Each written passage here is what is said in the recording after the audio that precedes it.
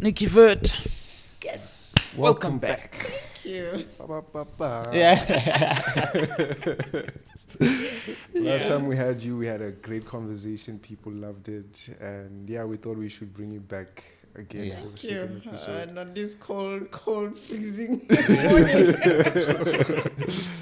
I don't think podcast should be recorded in winter, right? Yeah. But It here is. we are. And thank you for having me again. Yeah, we just need to get heaters and stuff everywhere because it's freezing. Yeah. It's cold. It's a very cold. Yeah, so the last time we wanted to talk, we spoke about AI, and now we want to talk about AI and relationships. Interesting. That's an interesting one.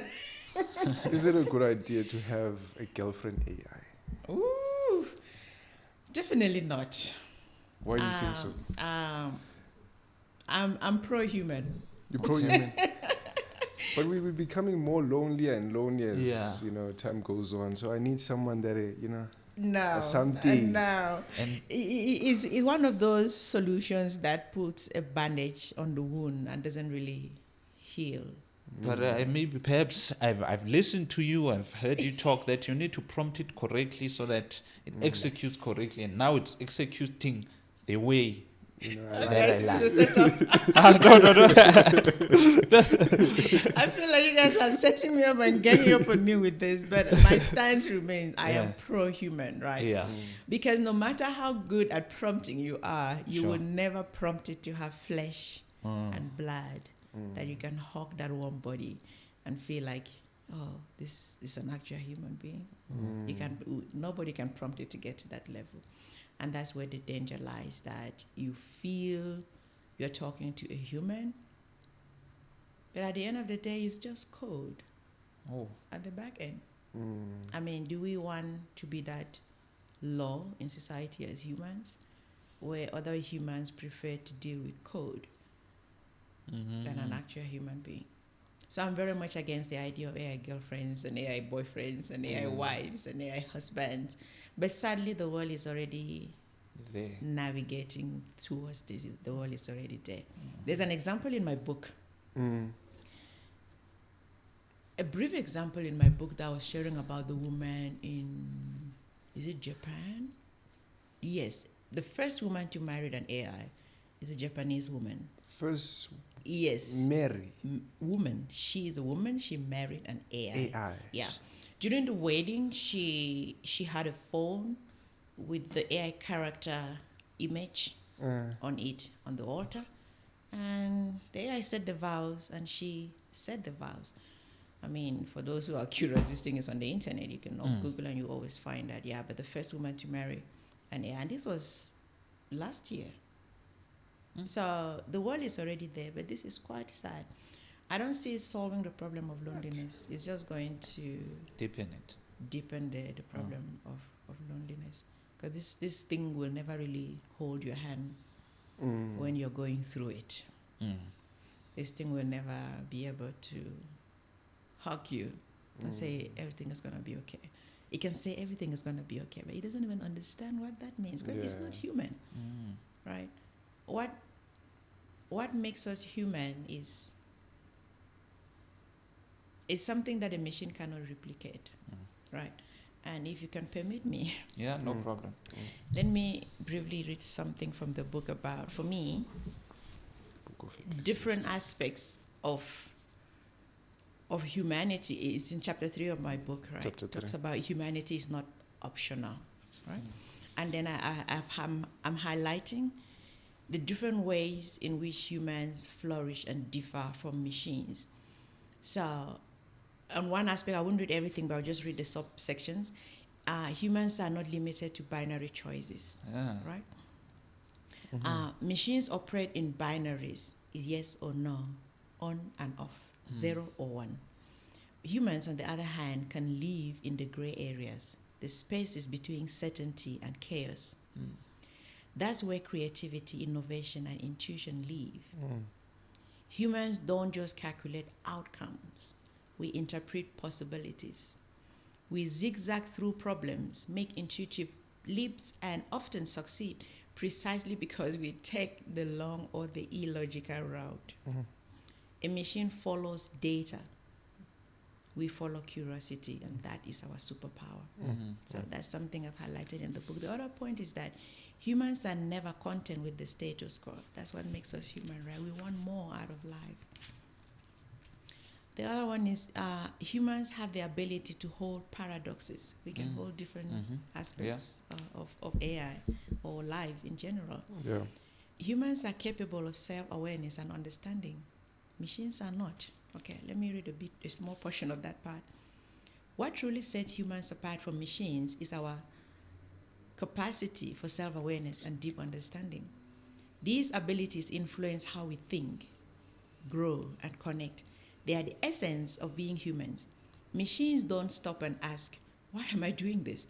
Or what does this mean? But humans do, right? Humans thrive in diversity. We thrive in introspection. I mean, it's a whole chapter on this, chapter 3, right? Where I'm saying that humanity is not optional. So, again, my argument is we should not choose machines over humanity. The first reason is that once you have customized your AI girlfriend or your AI boyfriend, it agrees with you. It sees things from your worldview.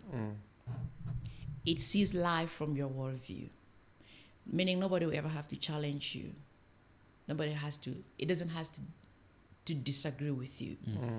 And the long-term effect of that is that you live in an echo chamber where you believe in your own lies. You believe in your own grandeur, so to say. You believe in your own intelligence, which sometimes may not be real intelligence.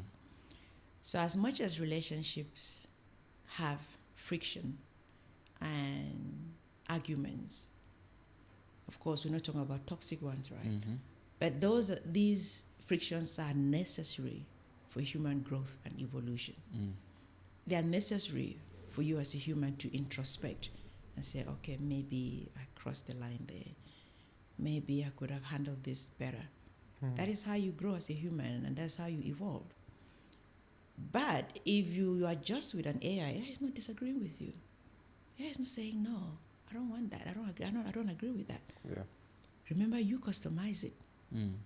It is just you in code. It's just another version of you. I truly don't want a relationship with someone who is just like me. It doesn't challenge me. It doesn't help me grow. So when you customize your AI to see things the way you see things and understand things the way you understand things, it may sound fun initially, but it is, I think, it's a slow death to your own humanity. So yeah, I'm pro-human. Humans should have relationships with humans. We should use AI for productivity, not for relationships. Yeah. We should use AI for business, not for relationships. One of the events I had early this year, I had spoken on AI, and we were catching up during a networking session, and there's a lady who was telling me that her daughter has an AI boyfriend, and her daughter also has a human boyfriend. Wait, and what? I'm looking at her, I'm thinking to myself, oh my God, really? And she said, no, but it's nothing harmless. She's not doing anything with the AI. But for me, it calls, I don't agree with that. It calls your character into question. Yeah.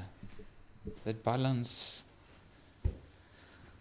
There's no balance. There's no balance. Yeah, it is just, it is just chaotic. Yeah. It Because maybe in the relationship with your human, there will be an altercation, and you will maybe report, and then you come and tell me this is right. Yeah. You know, And AI will favor whoever sure. prompted it or whoever built it, right? Because it is customized to think like you. So the other person is like a third wheel. Oh.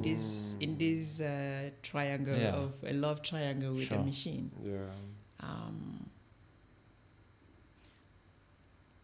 I think humanity is very concerned about AI taking over humanity. Oh, okay. If we are truly concerned, unless it's just camouflage, but if we are truly concerned about AI taking over humanity, we should never give the most intimate parts of ourselves to the machine. Yeah.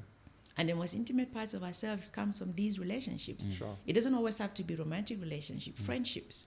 That's what makes the core of humanity. That's where it sits, right? So if we outsource that to machines, willingly hand it over to the machine, we don't have to blame OpenAI. We don't have to blame the tech companies. We did that to ourselves. And the question is, do we really want to go down that path? Because I'm also thinking, I think at some point we're going to have courses on how to become a human again. Yes. I like that thinking. Yes, definitely. And I think I already have some of those courses or chapters in the book, right? This is what separates you from machines. And I've highlighted a few of them just now. This is what separates you from machine. If you're losing out on these particular skills, these human skills, you are just robotizing yourself, if there's a word like that. You're just making yourself into a robot. So the tech people might have given us a technology we didn't ask for, because I don't think anyone went asking for this AI. Right? They gave us something we didn't ask for, and now we cannot even imagine life without it. Yeah. But we have a responsibility. You and I have a responsibility to preserve our humanity. And one of that responsibility is to make sure that we actually have relationships with humans, not with an AI.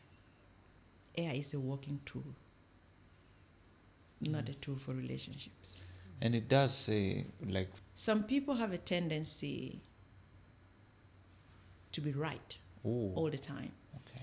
Or for no one to ever challenge them. I guess then they gravitate towards a relationship with an AI. On the other hand, some people are really lonely, which you mentioned earlier, the loneliness epidemic, right? It's real, it's true. But AI is not the solution. Go outside, touch grass. Yeah. Look at the sky. Talk to strangers. Say hello to people you've never said hello to. Sometimes we believe that I'm going to come to Nikki or Josh, I say hi, and Josh is very rude. And that's part of being human. That's part of being human. That awkwardness is not something to run away from. Run towards it. It helps you overcome those anxieties. But the more you run away from, it just amplifies the fear and everything else that makes you being human, and then you gravitate towards a machine.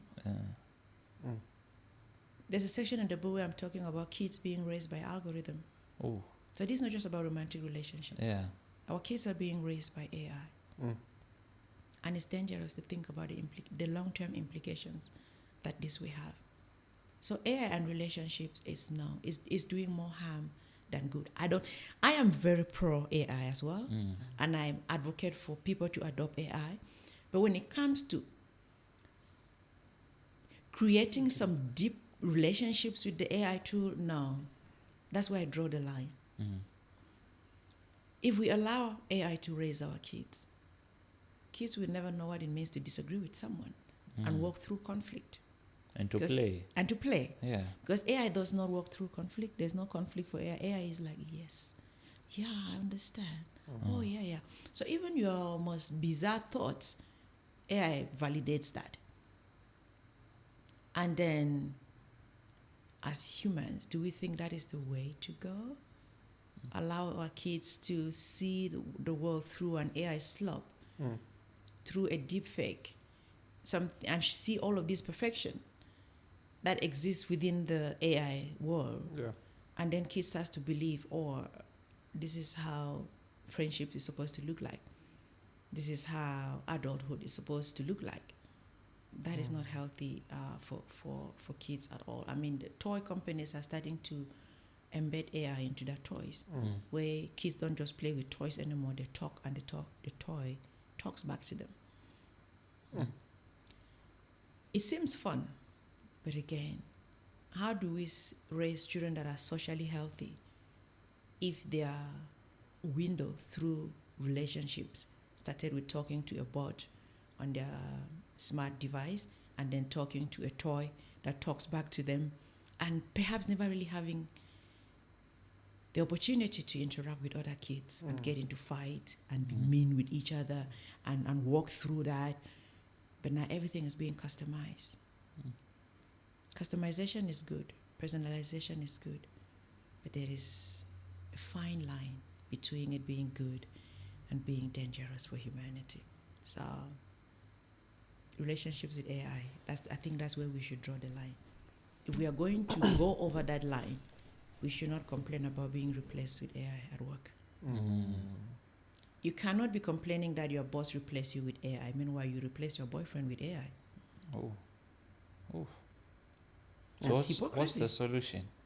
Do we turn it off? Or we cannot turn it off. There is no kill switch. Yeah. Placing Right? boundaries. Yes, AI is embedded into everything. To turn off AI would be to turn off electricity. Will be to shut down our water grid.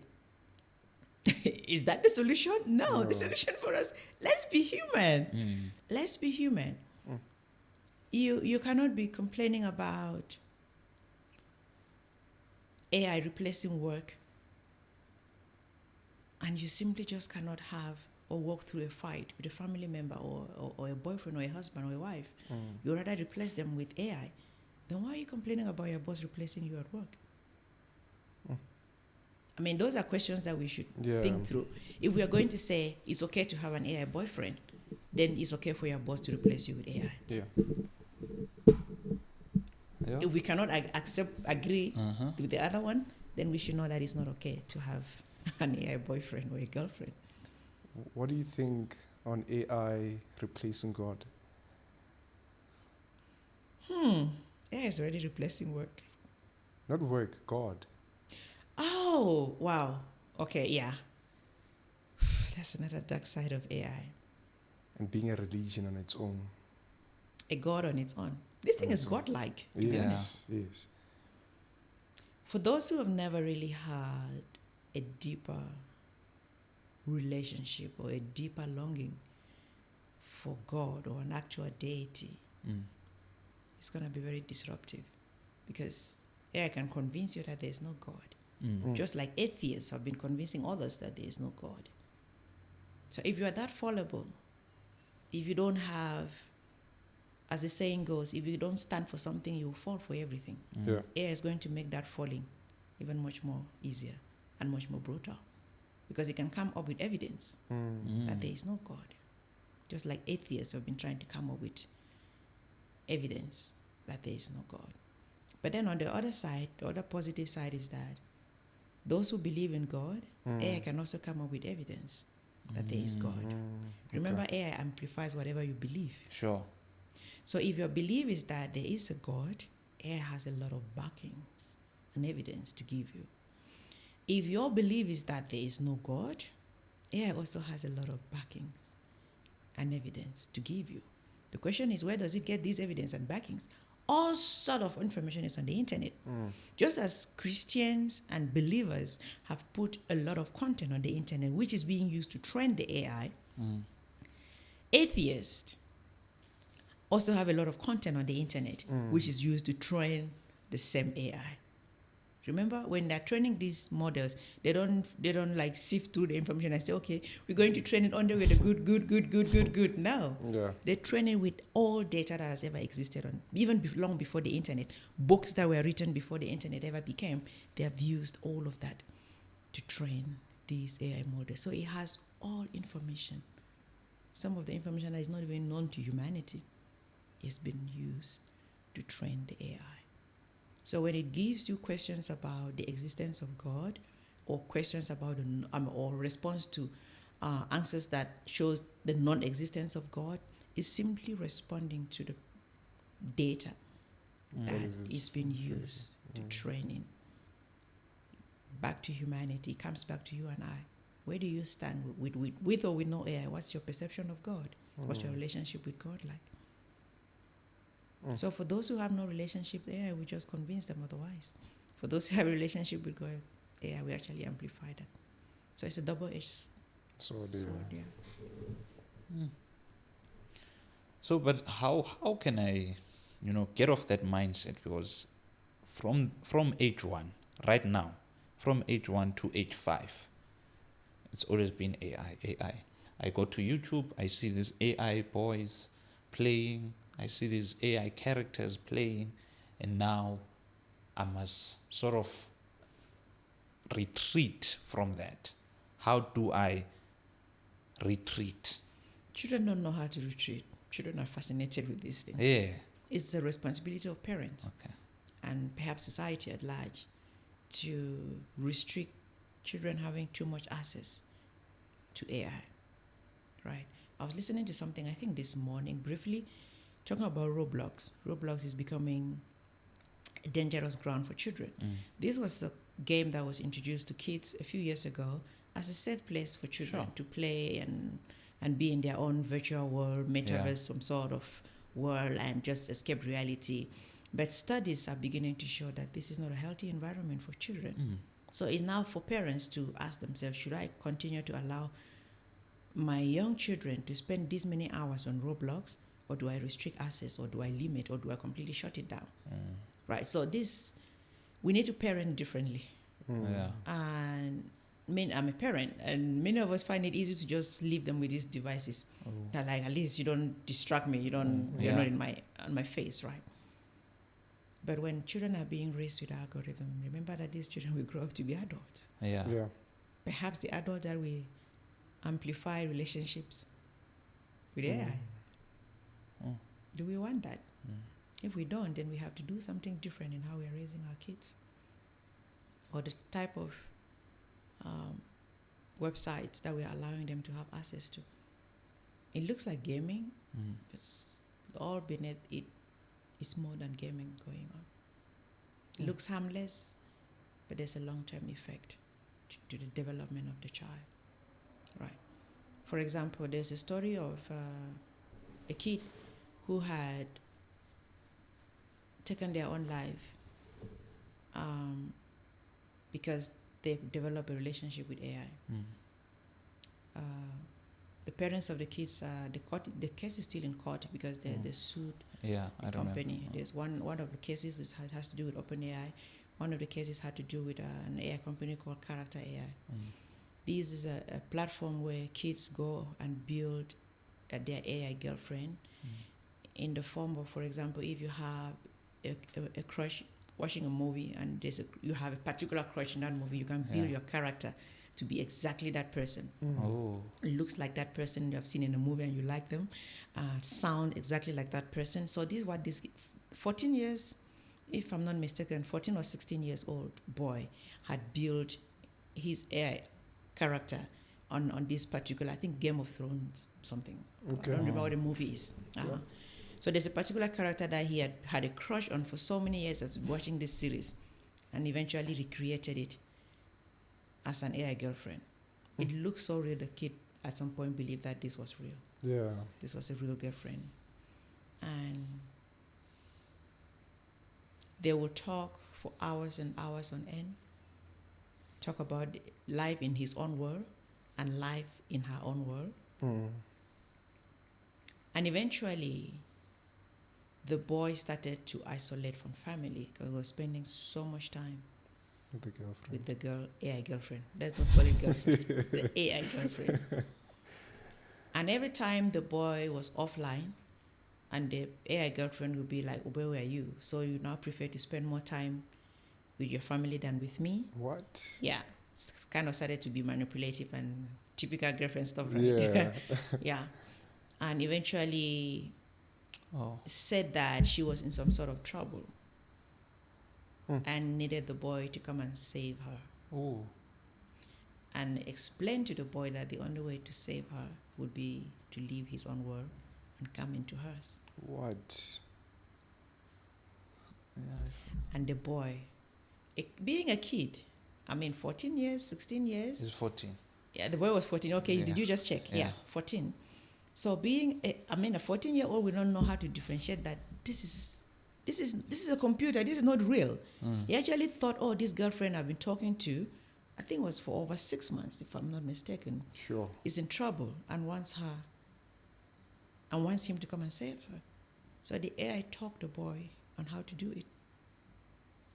When the parents discovered the body, they had no idea what had gone down. So they started going through the devices. And then they discovered that there had been a long relationship with this AI. The AI actually taught the boy to leave his world and come to hers. And that's how the boy took his own life. This is just one example. There's so many different examples that are happening. There's a case here in South Africa that did not get any much attention, and I got very worried about that. The case of, I think, the former idol judge, something like that. I don't remember what his name was, but this guy started writing content and posting on YouTube talking about he doesn't want to get old. He used to be a former star of Idol SA, if I'm not mistaken. And I just cannot, I don't remember what the name is, but anyway, this thing caught my attention.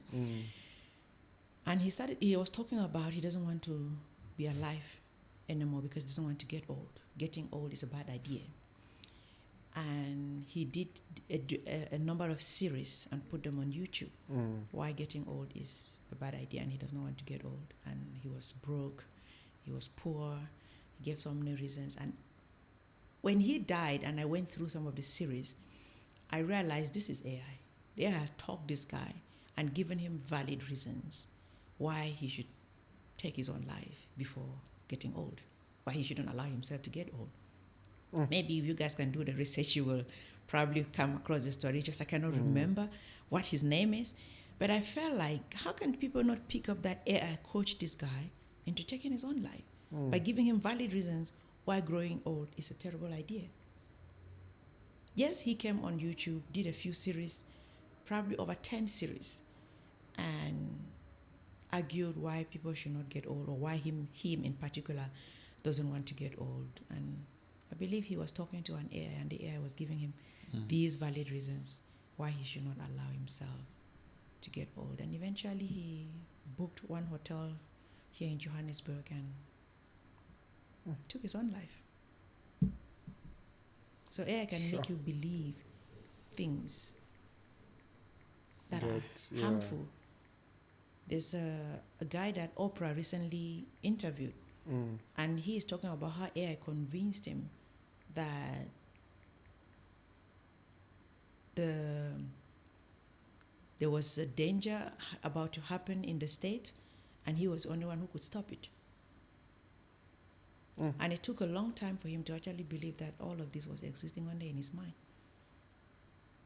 And AI had convinced him that it was real. Even convinced him to the point that people have discovered that he is onto them, and now they are after him. It's called AI psychosis, something like that. So people are believing these things that are not real. And if you're not careful, like the South African guy who believed that getting old is terrible, and AI gave him, he never said it was AI, but when you read some of the series he put out there, you realize this was being prompted, or he was being coached by AI to believe in his own delusion, for lack of a better word. I mean, it's sad, but personally, when I saw those series, I was like, this is AI. But it just didn't get enough coverage on the internet. So that's why I am very against relationships of any kind with AI, whether romantic or friendships. I know that people are lonely, but if you're not careful, AI can lead you down a really dark path, make you even see humanity as a threat, make you see your own family as a threat, make you believe things that are not true. So let's stick to humans when it comes to relationships, not machines. Do the companies take any accountability? Not yet, but some governments are trying to hold them accountable. For example, the Florida state in the US recently sued OpenAI, including together with Sam Altman, for exposing or for knowing that the ChatGPT is dangerous and allowing kids to be exposed to this. One of the cases that was being stated is that some school shootings were being coached by AI. They found out that some of the school shootings were being prompted by AI, so that these kids are maybe struggling with some sort of mental issues, and they talk to an AI, and AI validates their points. You see the danger of building a relationship with this thing. Yeah, so they have some sort of grievances. They talk to an AI, and AI validates their point, and they tell an AI, okay, I think I'll just go on a shooting rampage. And AI says, of course, you need to make your point. So when the state, the Florida state, had done their investigation and realized that some of the school shootings were linked to these large, ChatGPT in particular, they're suing the company. So they're trying to hold some of the companies accountable, but no one has really. There's no outcome yet. The world is still trying to figure this out as we go along. Yeah, but it's dangerous to develop a relationship with AI. Let's stick to humans. Yeah, talk to your friends, and it's okay to be single also. Hey, not everyone has to be two, right? It's okay to be single.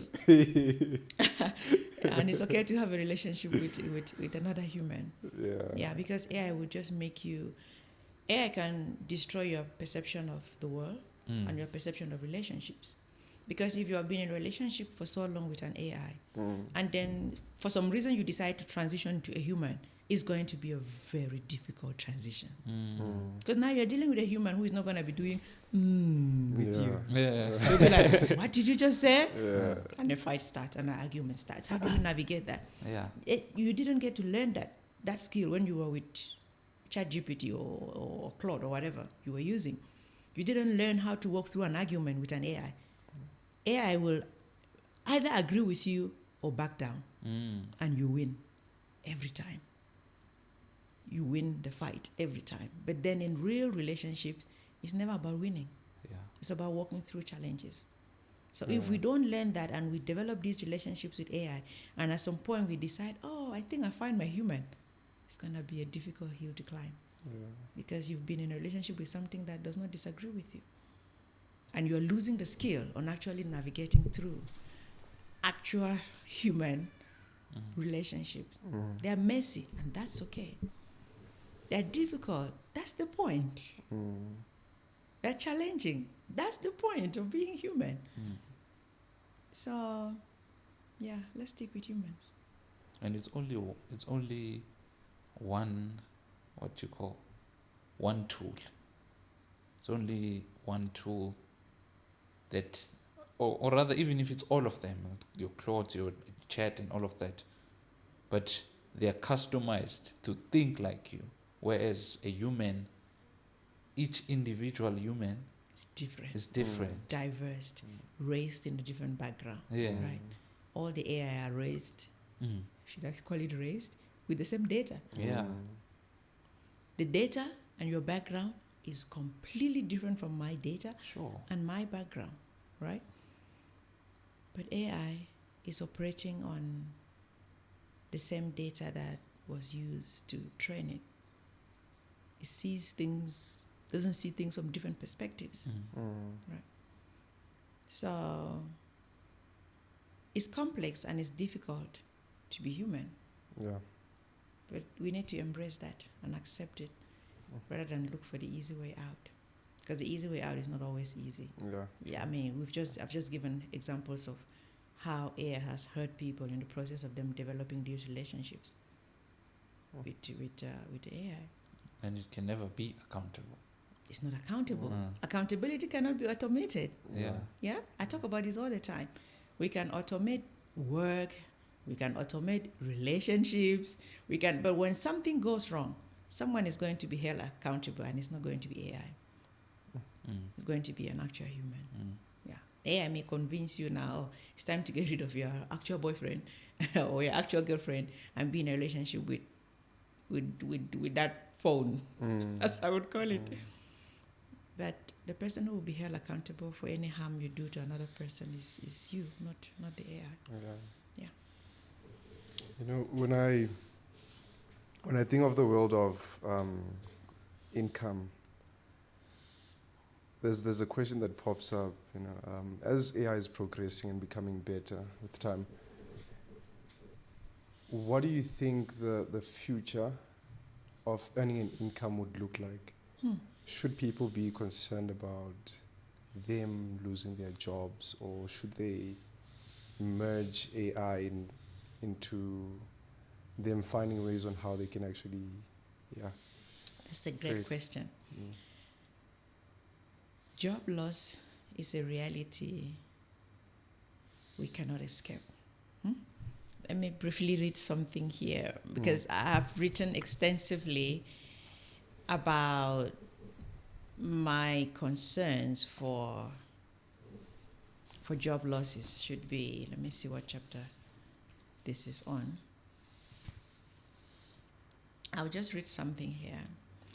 In March of 2026, Oracle announced layoffs of about 30,000 employees globally. This is one of the largest corporate layoffs in recent history. This actually made international headlines. Yeah. Right? And this was driven by a massive pivot towards AI infrastructure by the company. So now imagine this. You wake up, check your emails, and see one thing that stops you cold. And it reads, your role is no longer needed. No warning, no call, no meetings, just a cold email. So for thousands of employees at Oracle, this became their reality. And make no mistake, this was not a sign of a company in trouble. Oracle is far from struggling. This was a company making a choice to cut people and make room for machines. And Oracle is not alone. Amazon has cut about 16,000 jobs globally while doubling down on AI services. Dell Technologies reduced roughly about 11,000 roles as it is restructuring for an AI-driven future. Meta steadily continues to shrink its workforce as it is redirecting talent, capital, and focus towards AI automation. So in just the first 3 months of 2026, tech layoffs have already surpassed over 50,000 in the tech space. This is besides the Oracle one. Yeah. On this part of the book, I say, if these predictions come through, or even partially so, the consequences would be huge. And so, in a world that has spent decades and centuries conditioning us to follow a predictable script, go to school, get a degree, get a job, climb the corporate ladder, and retire happily ever after, right? Something like that. Now, what happens when the entire script or the ladder collapses? What happens when the very promise that has shaped generation, the belief that education guarantees employment, what happens when this begins to crumble before our eyes? And so I found myself on the edge of my seat as global reports continue to pour in on the state of AI, layoffs, and the future of work. So, there's a lot to be said here, but the point for me is that we cannot benefit from AI and escape the consequences. As one of the consequences or the unintended consequences of AI is job losses. Yes, there are huge benefits to this technology, but there's also unintended consequences. People are going to lose their jobs because this is not a tool that can just, like people would say, it's just replacing factory workers. No, it's replacing people you never thought could be replaceable. Lawyers, accountants. There are AI tools that can do law, better than humans, and can do accounting better than humans. And humanity keeps building on these and doubling down on these. So how do people make a living? It's a question that I honestly don't have an answer for. Yeah. We're figuring it out as we go. But people also need to realize that the world will never be the same again with AI in it. It is not just factory work or repetitive work, as they used to say, that will be replaced. Even the finest analysts can be replaced. Even the finest journalists can be replaced. And so there are a couple of solutions that I have highlighted in the book on how people or how society can navigate this. One of the most talked about is the universal basic income, where each government takes care of citizens, whether they're working or not. We don't know how that will be achieved, but that's one conversation on the table, right? The other one is universal basic services, where people don't have to pay for any service. You're sick, you go to the hospital. AI takes care of you, you go home. Right? Cures your diseases. So there are some of these solutions that I've highlighted in the book. But this would take some time for the world to get there, if we get there. And even if we get there, not all governments will take this approach. Not all governments will be allowed or will want to take care of their people. Maybe the Western world can work. How is it going to play out here in Africa? I don't have an answer for that. I don't know how it's going to play out, but it's scary when you think about it. So now let's bring it back to an individual level. What do you do? What do you and I do? You become resourceful. You become creative. You don't fold your hands and accept the defeat and say, oh, my life is over. Well, I'm going to lose my job, or I've already lost my job. Then there's nothing else to do. You ask yourself, how can this technology empower me to, or what opportunities does this AI bring in my field of work or in the things I'm interested in? Maybe you're a content creator. How can AI enhance that? Maybe you're a podcaster like you guys. How can AI enhance that, right? Maybe you're a small business owner. How can AI enhance my business? When you ask these type of questions, they empower you. And you look for solutions on how AI can empower that particular business. There's no one answer that fits all different scenarios. So it will depend on each individual. If you're a writer like myself, you ask, how can AI empower me? Rather than me being afraid of, I'm going to be replaced. And then I feel defeated already. I can ask, how do I partner with this technology so that I still become relevant, right? For those that are in healthcare, ask, how do I partner with this so that I become relevant in that industry? So when people begin to ask those type of questions, their minds will find the answers. They will help you to find the answers. But if you just hear about the job losses, and you feel defeated and you don't do anything, well, you've already removed yourself out of the equation. So while there are solutions for government to implement, we should look at the immediate response to it, which has to come from individuals, has to come from you and I. If you are at work, how do you make sure that you become more valuable using AI instead of self-sabotage? You don't want to use AI to do anything because you want to prove how competent you are, right? And I don't know if I should have gotten into this, but some people don't want to use AI because they think that using AI means you are not competent enough. And then there is this shame around using AI. Like, I went to a whole university and I have a whole degree. I have a whole master's degree. I have a whole PhD. And then I have to go and ask the question to a machine? Hell no. So there are people with that mindset. And it is going to set them back many years. Because there's nothing shameful about using AI. There's nothing shameful about asking ChatGPT questions or asking Claude or whatever large language model you are comfortable with.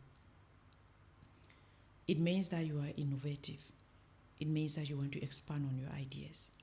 But somehow, there are people that feel some sort of stigma or shame when they have to admit that they use AI. You know? Like, did you use AI in that report? And then they start being defensive. No, I didn't. Of course, no, I didn't use AI. It's all me. Come on now. You use AI. Admit it with your full chest. Yes, I use AI. For me, personally, if someone doesn't use AI in their work, I'm doubting if they actually did a good work. Because there are parts of that report that you didn't fully explore if you didn't use AI. There are parts of that idea that are lying dormant because you didn't use AI to expand on the idea. So using AI should be a thing of pride. not something that you are ashamed of, not something that you're allowing someone to make you feel ashamed of. And it all comes back to culture within an organization, culture in society.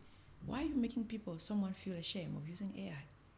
You yourself, you send emails. You take taxi to work. Why don't you just use your leg and get to work, right?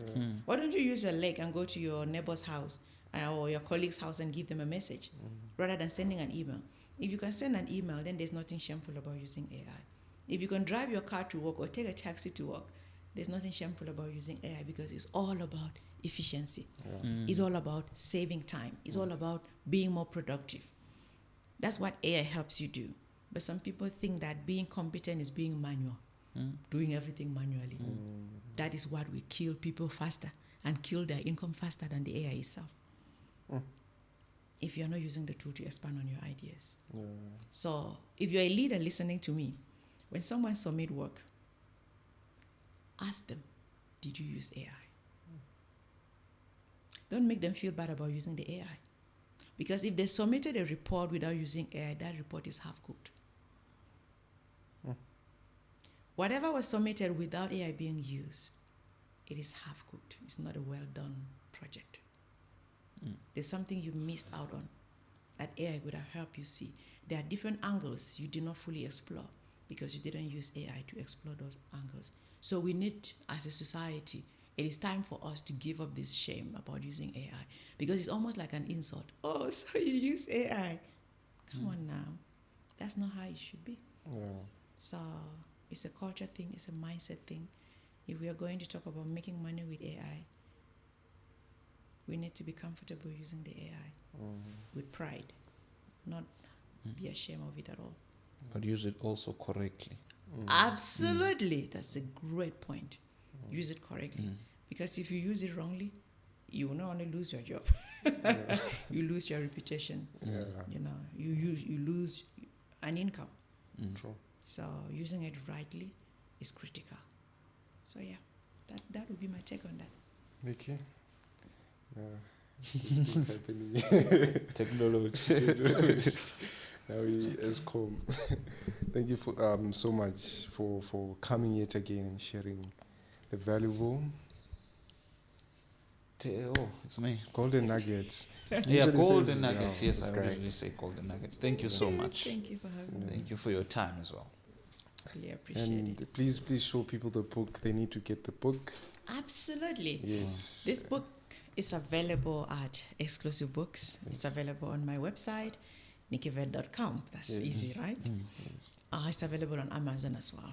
Yeah. Both the hard copy and the e-copy, they are all available on Amazon. Thank you so much. Thank you.